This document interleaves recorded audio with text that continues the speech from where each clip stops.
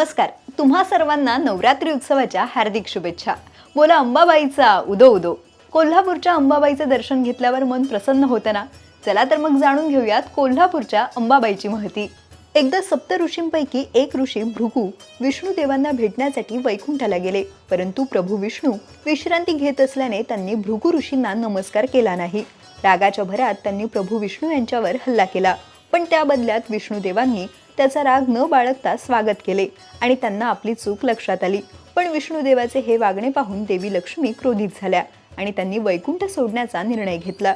वैकुंठ सोडून देवी पृथ्वीवर वास्तव्यास आल्या आणि देवीने वास्तव्यासाठी निवडलेले हे ठिकाण म्हणजे कोल्हापूर, जिथे आई अंबाबाईचे मंदिर आहे. या घटनेनंतर विष्णूने लक्ष्मीला घरी परत येण्यासाठी पटवून देण्याचा सर्वतोपरी प्रयत्न केला, परंतु तिने त्याचे कारण ऐकण्यास नकार दिला.